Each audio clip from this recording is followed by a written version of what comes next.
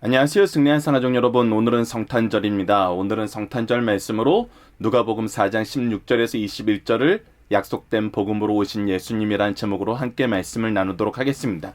자, 4장 16절을 봅시다. 예수께서 그 자라신 곳 곧 나사렛에 이르사 안식일에 늘 하시던 대로 회당에 들어가사 성경을 읽으려고 서심해라고 기록되어 있습니다. 자, 이 부분은 예수님께서 그의 이 공생의 기간 복음 사역을 시작하시면서 고향으로 들어가 회당에서 하나님의 말씀을 안식일에 회당에 들어가서 안식일의 말씀을 나누신 그 내용이 기록되어 있습니다. 그때 나누신 말씀이 무엇이냐면 바로 선지자 이사야의 글입니다. 선지자 이사야의 글은 아래 이사야서 61장 1절로 3절 말씀을 같이 기록해 드렸습니다. 한번 우리가 오늘 본문 말씀이 17절부터 한번 보도록 하겠습니다. 선지자 이사야 글을 드러내거늘 책을 펴서 이렇게 기록된 데를 찾으시니 곧 18절입니다. 주의 성령이 내게 임하셨으니 이는 가난한 자에게 복음을 전하게 하시려고 내게 기름을 부으시고 나를 보내사 포로된 자에게 자유를 눈먼 자에게 다시 보게 함을 전파하며 눌린 자에게 자유롭게 하고 주의 은혜의 해를 전파하게 하려 하심이라 하였더라.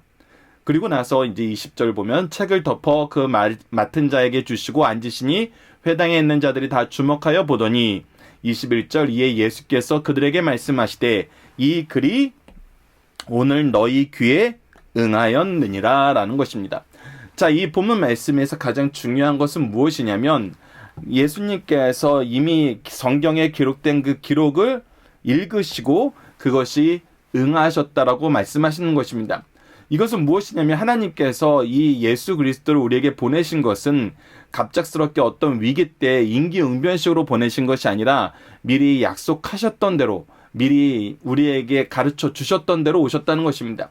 그래서 우리가 성경을 통해서 예수님을 어떻게 분명히 믿을 수 있느냐라고 얘기했을 때 다음과 같은 것을 얘기하죠. 예수께서는 성경에 기록된 대로 나셨고 성경에 기록된 대로 사셨고 성경에 기록된 대로 죽으셨고 성경에 기록된 대로 장사되셨고 성경에 기록된 대로 부활하셨고 성경에 기록된 대로 승천하셨기 때문에 우리는 예수님께서 성경에 기록된 메시아임을 분명히 알 수 있다 그럽니다. 그리고 성경에 기록된 대로 다시 오신다고 약속하셨기 때문에 앞서 모든 것이 이루어진 것을 보고 앞으로 일어날 일도 우리가 하나님의 역사로 믿을 수 있다는 것입니다. 그리고 하나님께서는 이 모든 것을 우리를 위해서 미리 계획하셨다는 것입니다. 미리 준비하심 속에서 예수 그리스도께서 오셨고 그 준비하셔서 하게 하신 일이 무엇이냐면 바로 18절로 19절까지 일이라는 것입니다. 오늘 본문 말씀에는 가난한 자에게 복음을 전하게 하시며 라는 것과 그리고 우리 이제 이사야서에 기록되지 않은 것이 무엇이냐면 오늘 본문 말씀에 상한 자에게 라는 부분입니다. 그래서 오늘 이제 우리가 본문 말씀 볼 때 가난한 자에게, 상한 자에게, 포로된 자에게, 눈먼 자에게, 눌린 자에게 은혜의 해를 전파하려 하시는 것이 어떤 의미인지를 하나씩 함께 살펴보는 시간을 갖도록 하겠습니다.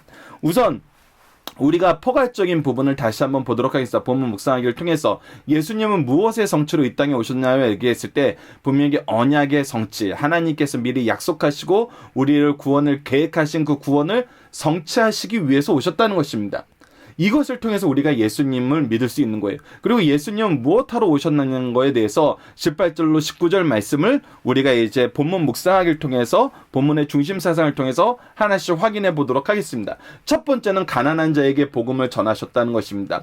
우리가 팔복에서 심령이 가난한 자라고 얘기했을 때 이 가난의 의미는 우리가 더 깊이 있는 의미가 무엇이냐면 단순히 무엇이 없고 무엇이 부족한 상태를 말하는 것이 아니라 오직 하나님의 은혜가 아니면 살 수 없는 그런 상태, 그런 가난이 이 성경의 내용에서 포함되어 있다는 것을 우리가 알 수 있었어요. 그래서 세상에서 가난한 자는 신방 결핍 때문에 과거는 비참했고 현재는 암담하고 미래는 어둡습니다.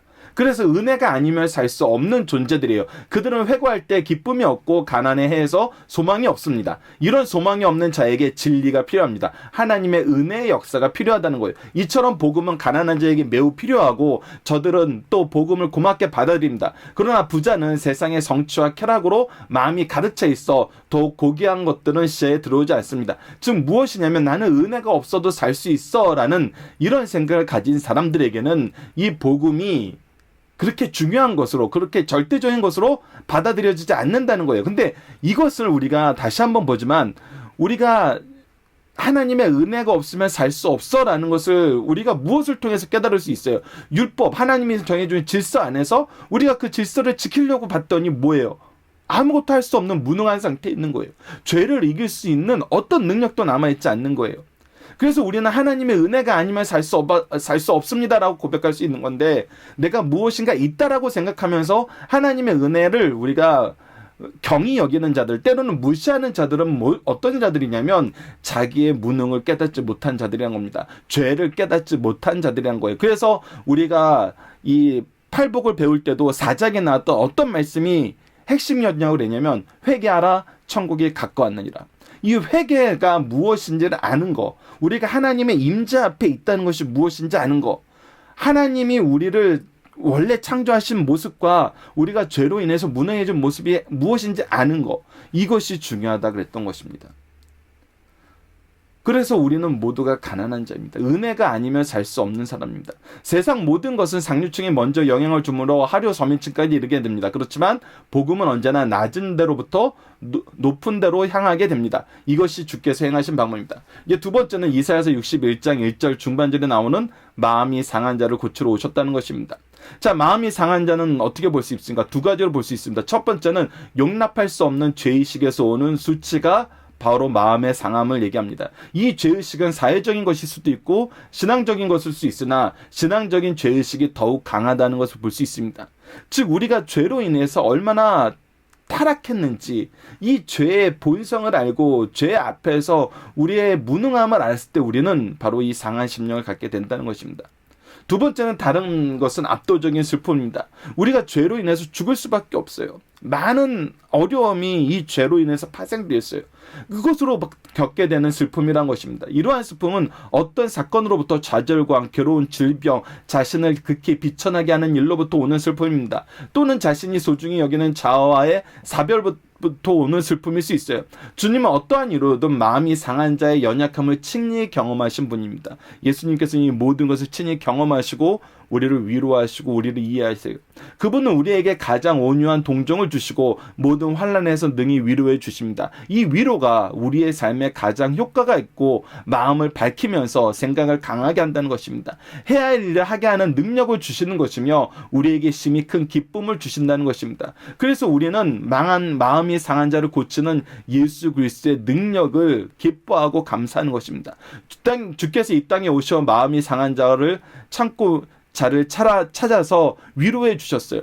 그래서 예수님의 사역이 무엇이냐라고 얘기했을 때 마태복음 4장 23절을 보면은 preaching, 말씀하시고 teaching, 가르치시고 healing, 고치시다는 이 세 가지였던 것을 우리가 보게 됩니다.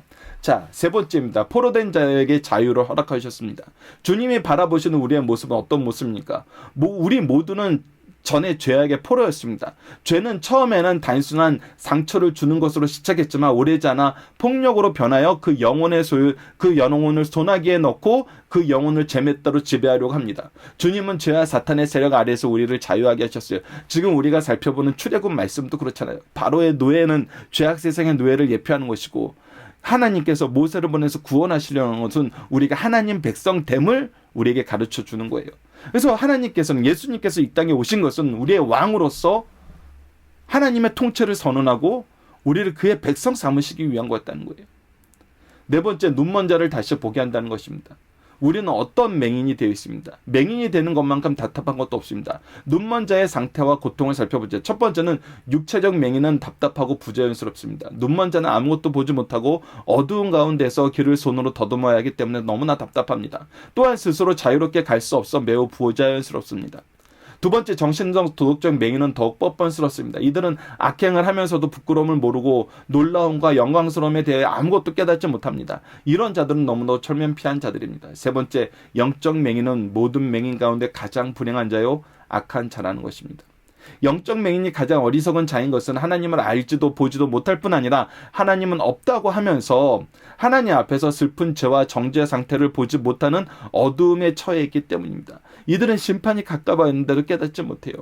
그의 죽음이 그 옆에 있는데도 깨닫지 못한다는 것입니다. 이렇게 죄된 자신의 상태를 인식하지 못하고 있는 자들에게 죄를 인식하도록 하신 분이 바로 예수님입니다. 하나님의 임재가 우리 앞에 있으면, 우리가 그분과 함께 있으면 우리는 스스로 죄인임을 고백할 수밖에 없어요.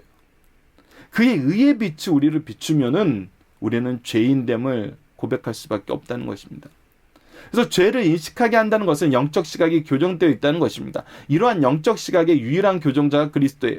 그래서 말씀으로 오신 예수 그리스도, 말씀을 완성하신 예수 그리스도, 바로 우리에게 참된 우리의 어리석음과 죄된 연약함과 참된 구원을 주시는 은혜의 하나님, 구원의 하나님, 평강의 왕이신 것을 우리가 분명히 보게 된다는 것입니다. 그는 지금까지 희미하고 불확실한 채로 남아있는 진리를 온전하고 분명하고 확실하게 볼 수 있게 하셨어요. 그는 하나님이 천지 만물의 의로운 통치자여 영혼의 아버지이시며 의로운 재판장임을 깨닫게 하셨어요. 그리고 믿음으로 그를 찾으며 섬기려고 하는 사람들의 마음을 더욱 충만케 깨우쳐 주심으로 모든 진리로 인도하여 눈먼 자를 다시 보게 하셨어요. 그래서 우리가 하나님을 볼 것이라는 것은 하나님의 뜻을 완전하게 알게 되는 거예요. 예수 그리스도를 통해서 우리가 이 은혜를 보게 됐다는 것입니다. 하나님의 의가 무엇인지, 구원의 역사가 무엇인지 바로 알게 된다는 거예요. 다섯 번째는 눌린 자에게를 자유롭게 하셨다는 것입니다. 세상에는 악령에 눌리거나 열등감이나 정신자와 압박감에서 사로잡혀 사는 자가 많습니다. 그러나 주님 앞에 나오면 참 자유함을 얻어 모든 눌림과 압박에서 벗어날 수 있어요. 마태복음 11장 28절에서 예수님께서 말씀하셨죠. 수고하고 무거운 짐진 자들아 다 내게로 오라, 내가 너희를 쉬게 하리라.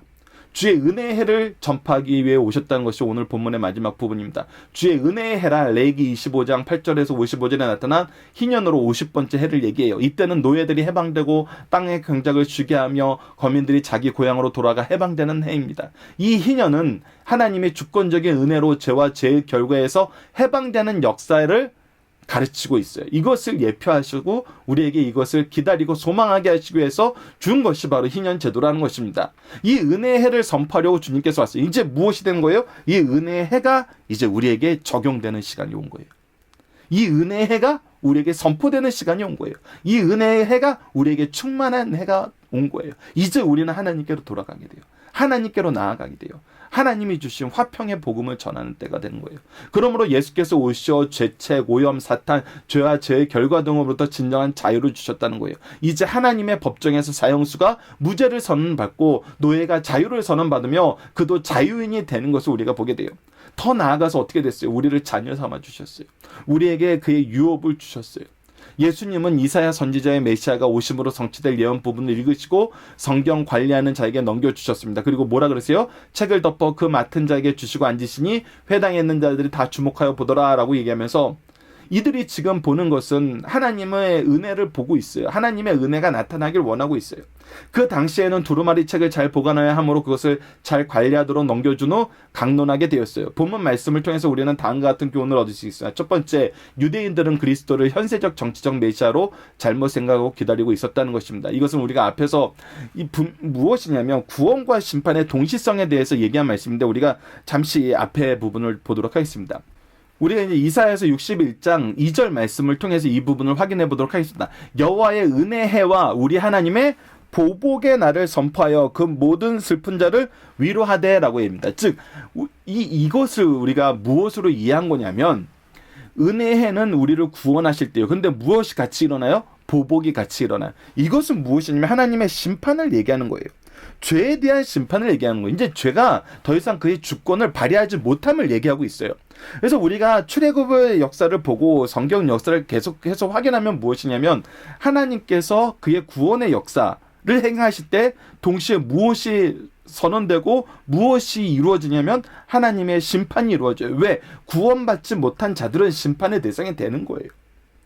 그래서 이것은 은혜의 포커스가 되고 우리가 하나님 앞에서 이제 하나님의 백성으로 하나님의 유업을 가지고 하나님의 일을 하게 된다는 것에 대해서 얘기를 해주는 메시지이고 세상을 더 이상 의지하지 말라는 메시지인데 은혜의 포커스를 두는 것이 아니라 보복의 포커스를 두는 거예요. 그래서 그것이 자기네들의 지금 우리를 지배하고 있는 이 로마에 대한 복수의 글로 보는 것입니다. 근데 모든 전쟁과 모든 심판은 우리가 하는 것이 아니라 하나님이 하시는 거예요.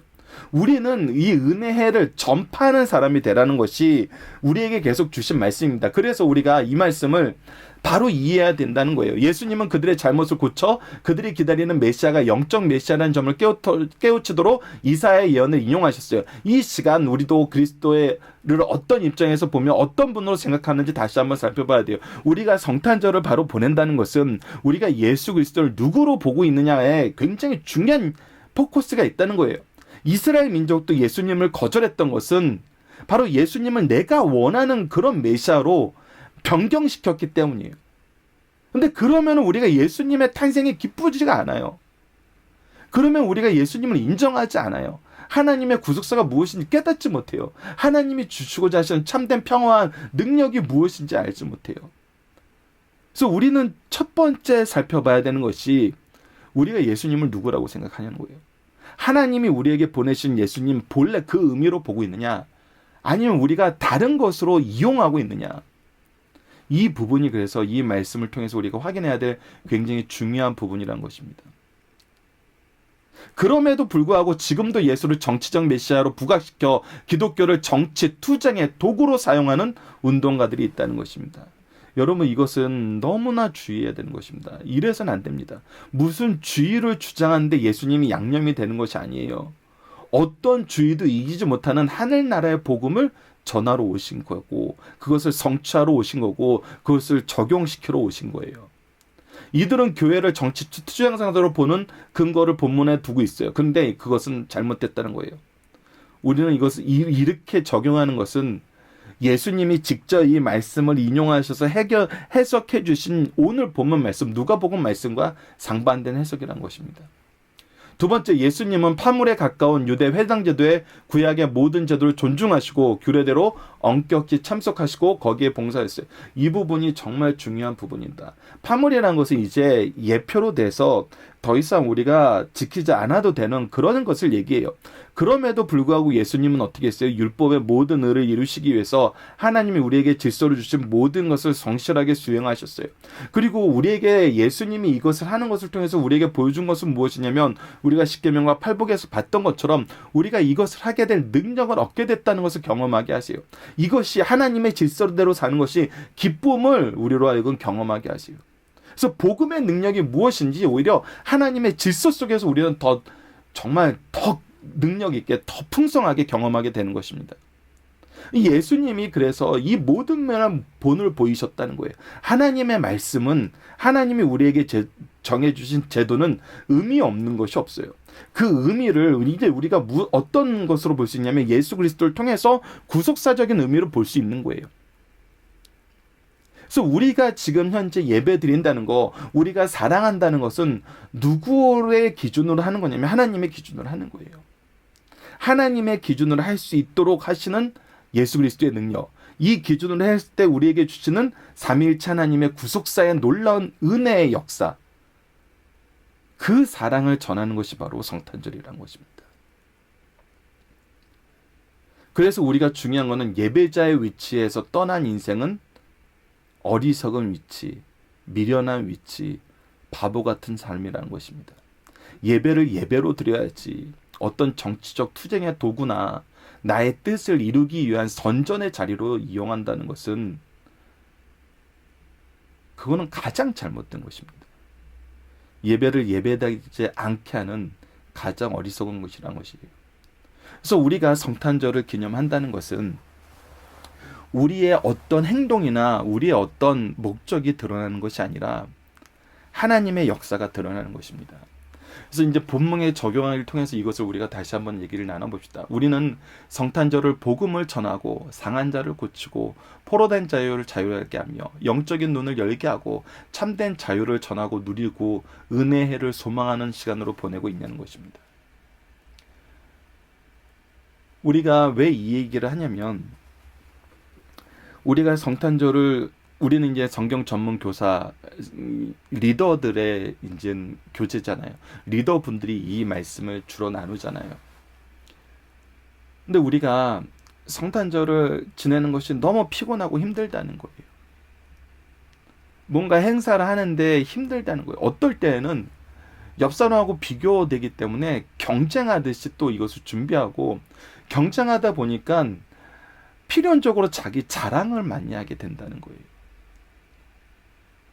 아이들에게 무엇을 하게 만들면서도 그 아이들이 정말 예수 그리스도를 아느냐, 예수 그리스도 우리가 경험하게 하는 그런 과정으로서 이것을 사용하느냐, 아니면 무엇인가 전시하기 위해서, 누군가에게 칭찬받기 위해서 이걸 하느냐는 거예요.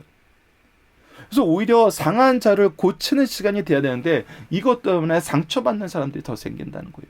포로된 자를 자유하게 하는 이 자유의 말씀이 오히려 우리를 얽매는 말씀이 돼버렸다는 거예요. 얽매는 기간이 돼버렸다는 거예요. 그래서 이 얽매인 데서 자유롭게 하기 위해서 사람들이 어디로 가요? 세상으로 가버려요. 이 너무 안타까운 거거든요. 그래서 영적인 눈을 열어서 참된 자유를 보게 되는 이 날인데, 예수 그리스도는 이것을 위해서 오셨고 이것을 전하셨는데, 우리는 무엇인가의 노예로 삼기를 너무나 좋아한다는 거예요. 은혜의 해가 아니라 너무 피곤하다는 거예요. 그래서 거기에 뭐가 없어요? 소망이 없어요. 왜 그럴까요, 여러분들? 왜 그럴까요? 여러분, 이것을 그래서 우리가 다시 한번 봐야 됩니다. 성탄절은 하나님이 예수님을 어떻게 보내셨는지를 하나님이 우리를 가르치셨던 방법대로 가르치는 시간입니다. 이것을 공유하는 시간이에요. 하나님이 예수님을 우리에게 어떻게 보내셨습니까? 성경대로, 다시 한번 봅시다. 성경대로 오셨고, 사셨고, 죽으셨고, 장사되셨고, 부활하셨고, 승천하셨고, 재림하십니다. 성경대로 이렇게 됐다는 건 뭐예요? 하나님이 미리 준비하시고 준비한 그대로 행하셨다는 거예요. 그럼 우리도 성탄절을 위해서 예수님이 어떻게 오셨고, 어떻게 사셨고, 어떻게 죽으셨고, 어떻게 장사되셨고, 어떻게 부활하시고, 어떻게 승천하시고, 어떻게 오시는지 가르치는 준비가 있었어야 되죠. 우리가 자녀들에게 구속사를 가르친다는 것은 바로 예수 그리스도의 이 오심이 하나님의 준비하심 속에서 어떻게 말씀 그대로 성취되는가를 가르쳐 주는 거예요. 그래서 우리는 미리 준비된 것으로 자녀들을 사랑하는 거예요. 준비되는 과정이 있어야 돼요. 근데 이 모든 것을 생략하고 보여주기로 가려니까 너무 힘든 거예요. 아이들도 이것이 무엇인지 깨닫지 못하는 거예요. 세상적인 의미만 두는 거예요. 우리가 더 잘해야 돼. 근데 아니에요, 여러분들. 이날은 철저하게 이 모든 것이 준비된 상태에서 기쁨과 찬양과 감사와 영광이 나타나는 곳이에요. 이거는 성령께서 우리에게 채워주셔서 자연스럽게 나타나요. 그러니까 리더들은 어떻게 해야 되냐면 이것을 미리 준비해야 돼요. 준비해야 된다는 것입니다. 그리고 예수님께서 이 땅에 오셔서 이 모든 것을 이루시는 그 과정은 어땠냐면 낮아지심이었습니다. 우리가 예수님의 낮아지심과 높아지심에 대해서 소유리 문답을 통해서 확인했던 것처럼 예수님은 낮은 데로 오시고 낮은 데로 내려가시고 죽음에까지 낮아지셨어요. 죽음에게까지 복종하셨어요. 그러실 수 없는 분이 누구를 위해서? 우리를 위해서. 그래서 우리가 성탄절날 보여주는 사랑은 준비된 사랑과 낮아짐의 사랑이라는 거예요. 이 두 가지 방법으로 우리가 사랑을 하게 되면 복음을 전하고 상한 자를 고치고 포로된 자를 자유하게 하고 영적인 눈을 열어 참된 자유를 누리게 하고 은혜를 소망하는 그 날로 우리가 지낼 수 있도록 하나님께서 이끌어 주세요. 근데 이것이 우리가 무엇인가를 자랑하는 날, 우리의 어떤 목적인가를 이루는 날로 되었을 때는 이 날은 점점 사람들에게서 외면받는 날이 됩니다. 참 안타까운 거예요. 예수님께서 이 땅에 오셨을 때 이것은 외면받는 날이 아니라 기다리던 자들에게는 은혜의 날이었어요. 근데 이제 우리가 무엇을 기다려야 되는지도 가르치지 않고 준비하지 않고 낮아지지 않으니까, 전하는 자들이 없으니까 듣는 자들과 깨닫는 자들이 적어지는 거예요. 우리가 이번 성탄절을 보내면서는 전합시다. 예수 그리스도의 오심과 하나님께서 이것을 준비하신 역사와 이것을 성취하는 낮아지심, 이 준비하심과 낮아지심의 사랑으로 우리가 서로를 섬길 수 있는 그런 성탄절이 되었으면 합니다. 이번 주 공동기도 제목은 구원의 하나님 평강의 왕이신 예수 그리스도를 찬양하며 성령의 인도하심을 받는 인생이 되게 하여 주소서. 오늘 본문 말씀을 통해서는 놀라운 은혜와 축복인 예수 그리스도의 오심을 기억하고 기념하며 우리가 받은 모든 은혜를 전하는 귀한 성탄절이 되게 하시고 복음 대신 예수를 전하는 인생이 되게 하여소서라고 기도하는 우리 승리하는 가족 여러분들, 강성 성경 연구원 여러분들에게 기도합니다. 감사합니다.